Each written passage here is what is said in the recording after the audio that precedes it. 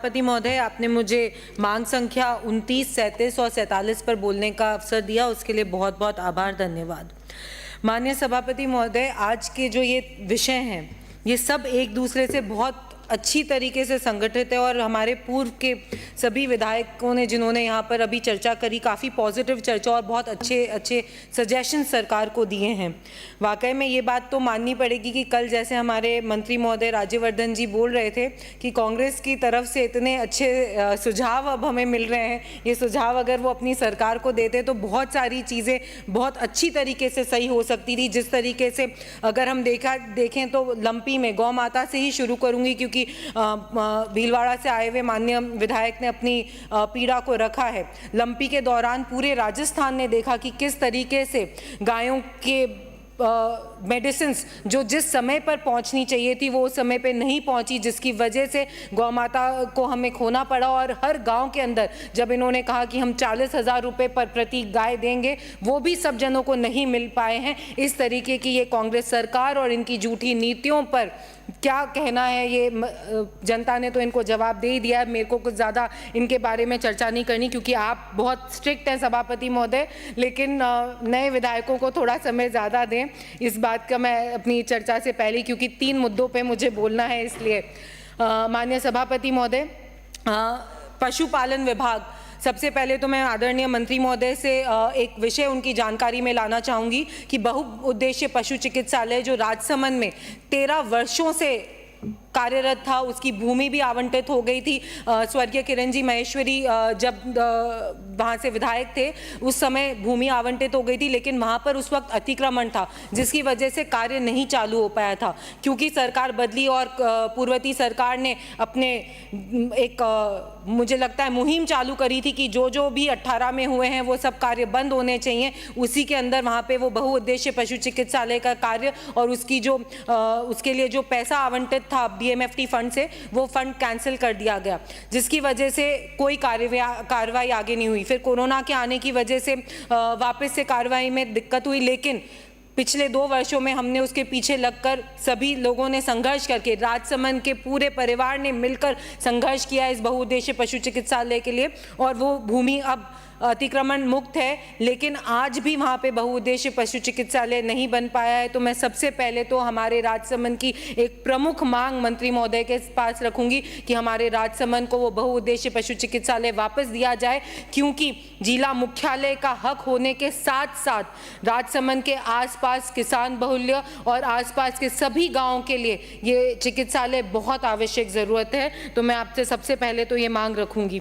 दूसरी एक बड़ी मांग मैं आपके सामने ये रखना चाहूँगी कि जिला मुख्यालय पर हमारे यहाँ पे सहकारी डेयरी संघ नहीं होने के कारण पशुपालन का जो व्यवसाय है उसमें जिस तरीके का विकास होना चाहिए था वो विकास नहीं हो पाया है। उसके अलावा भी मंत्री महोदय, मैं आपसे एक बात कहना चाहूँगी कि ये जितने भी डेयरी उत्पादक हैं, जिस क्षेत्र से मैं आती हूँ वहाँ पर किसानों के पास 2 गायें, 3 गायें, 4 गायें, इससे ज़्यादा गायें नहीं हो पाती है। बड़ी बड़ी डेयरियों में आधुनिक व्यवस्थाएं बहुत अच्छे से मिल जाती है, लेकिन जो ये माइक्रो लेवल पर जो स्मॉल स्केल हम कह सकते हैं कि ऐसे डेयरी संघ बनाएं जिसमें माइक्रो डेयरी या स्मॉल स्केल में डेयरीज हो, जिनको भी आधुनिक व्यवस्था और उनका दूध उत्पादन कैसे बढ़ सकता है और गायों को किस तरीके से अच्छे से रखा जा सकता है, उसकी भी उनको सुविधा मिले।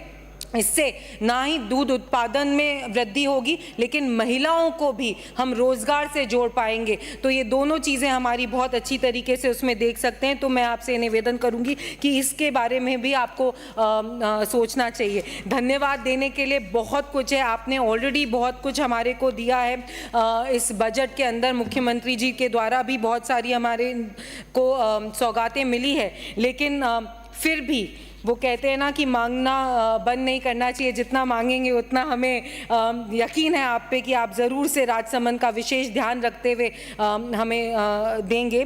तो मैं आपसे यही कहूँगी कि पशुपालन और पशु चिकित्सक, इनकी भी भर्तियों में आपको विशेष करके ध्यान देना पड़ेगा, क्योंकि जो पद रिक्त हैं वो आज तक भी नहीं भरे। कितनी जगह जो छोटे चिकित्सा चल रहे हैं, जो स्मॉल छोटे गाँव के अंदर जो हमारे हमारे पशुपालक हैं वो किस तरीके से अभी भी क्योंकि पद रिक्त है तो उनको सही समय पे उनको चिकित्सा नहीं प्राप्त हो पाती है, जिसकी वजह से उनको अपने पशुधन को भी खोना पड़ता है। तो ये 3 मुख्य राजसमंद की इश्यूज़ हैं जिसको मैं चाहूँगी कि आप ज़रूर से इसमें विशेष करके ध्यान दें। आयुर्वेदिक और होम्योपैथी और यूनानी चिकित्सा के विषय के अंदर मैं ये कहना चाहूँगी कि सबसे पहले तो भारतीय जनता पार्टी का जो संकल्प पत्र है जिसके अंदर राजस्थान को आरोग्य प्रदेश बनाने का संकल्प लिया गया है, उसको देखते हुए भारत सरकार ने भी अपने 2024 के बजट में आयुष सेवाओं के लिए 4000 करोड़ रुपए का आवंटन किया है। और उसके साथ साथ हमारे आदरणीय मुख्यमंत्री भजन लाल जी ने और उनके साथ हमारे उप मुख्यमंत्री प्रेमचंद्र जी बैरवा ने भी आयुर्वेद, योग एवं प्राकृतिक चिकित्सा को विशेष प्रोत्साहन देने का प्रयास किया है। उसका मैं बहुत बहुत आभार व्यक्त करती हूँ।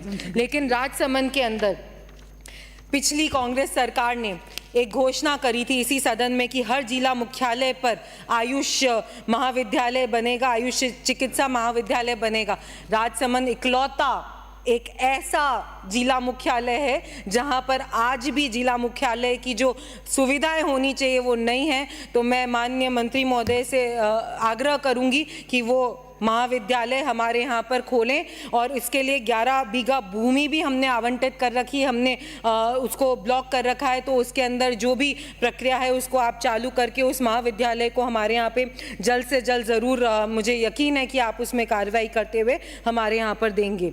इसके साथ ही आयुर्वेद, योग, प्राकृतिक चिकित्सा, इसमें ग्रामीण क्षेत्र में बहुत ज़्यादा आज भी भरोसा है। आज भी अगर आप देखेंगे हमारे पूर्व विधायक भी पूर्व में जो विधायक यहाँ पर बोल रहे थे, आदरणीय राजेंद्र जी ने भी ये बोला कि किस तरीके से आज भी गाँव में आयुर्वेद का एक अच्छा प्रचलन है। अभी भी अगर बीमार होते हैं तो हम सबसे पहले अपने बच्चों को काढ़ा देते हैं। अभी भी अगर कोई छोटी मोटी समस्या होती है तो हम आयुर्वेद या होम्योपैथी या प्राकृतिक चिकित्सा में उसको करते हैं, भले अजवाइन का पानी हो या कुछ भी। तो मैं आपसे विशेष करके निवेदन करूंगी कि आयुष को, आयुर्वेदिक चिकित्सा को गांव के अंदर एटलीस्ट हम इतना करें कि हर एक पंचायत स्तर पर एक एक नर्सिंग स्टाफ तो आयुर्वेदिक रहे ही रहे, ताकि ये जो छोटी छोटी बीमारियां हैं इनका जो उपचार है वो अच्छी तरीके से आयुर्वेदिक कर सके, जिससे कि हमारे चिकित्सा विभाग पे भी जो प्रेशर है वो प्रेशर भी कम हो सकते हैं। और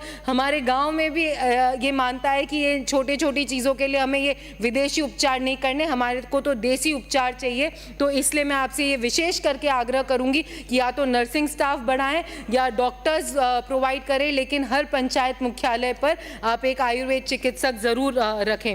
नर्सेज की भर्तियों के लिए भी मैं आपको कहूंगी कि पहले 2013 तक जो आयुष की नर्सेज थी उनको मेडिकल नर्सेज के समान ही वेतन दिया जाता था, लेकिन 13 के बाद से इनको, जुलाई 13 के बाद से इनको 4200 रुपये तो नर्सिंग मेडिकल नर्सेज को मिलने लगा है और आयुर्वेदिक नर्सेज को 3600। मैंने अभी तक सभापति महोदय, मैंने आपसे पहले ही निवेदन करा है, 3 बोलने हैं, इसलिए मैं बहुत क्विकली बोल रही हूँ। वो अपनी बात रखिए। बिल्कुल मैं रख रही हूँ, आप मुझे मौका दीजिए पूरा बोलने के लिए। तो मैं ये चाहूँगी कि इन आयुर्वेदिक नर्सेज को भी मेडिकल नर्सेज के समान वेतन ज़रूर दिया जाए, क्योंकि वो भी उतना ही काम करते हैं और उतना ही हमारे लिए सहयोगी होते हैं। देवस्थान विभाग के लिए मैं सबसे पहले हमारी वित्त मंत्री दिया कुमारी जी और हमारे आदरणीय मुख्यमंत्री जी भजन लाल जी को बहुत बहुत धन्यवाद देना चाहूँगी कि उन्होंने द्वारकाधीश मंदिर की जीर्णोद्धार की बात सोची, क्योंकि ये हमारे लिए एक बहुत ज्वलंत समस्या थी। द्वारकाधीश मंदिर में बहुत आस्था है लोगों की, लेकिन आज भी वहाँ पर पहुँचने का जो मार्ग है वो इतना सकड़ा है कि आए दिन वहाँ पर ट्रैफिक जाम हो जाता है। तो आपने जो द्वारकाधीश मंदिर को बजट में लिया उसके लिए मैं धन्यवाद देती हूँ, लेकिन मैं विशेष करके आग्रह करूँगी कि NH और भीलवाड़ा काकरोली मुख्य मार्ग, इन दोनों से अगर द्वारकाधीश मंदिर को जोड़ दिया जाए तो ना ही द्वारकाधीश मंदिर का जो हम कहते हैं रिलीजियस टूरिज्म बढ़ेगा, लेकिन राजसमंद में भी छोटे छोटे उद्योगों को, छोटे छोटे गाइड्स को आमदनी बढ़ाने का एक नया मौका मिलेगा। तो उसके लिए हमें ज़रूर सोचना चाहिए कि इस द्वारकाधीश मंदिर को जीर्णोद्धार करके एक ऐसा वे बनाया जाए जिससे कि नाथद्वारा, द्वारकाधीश मंदिर, चारभुजानाथ और सावरिया सेठ, इन चारों मंदिरों के बीच में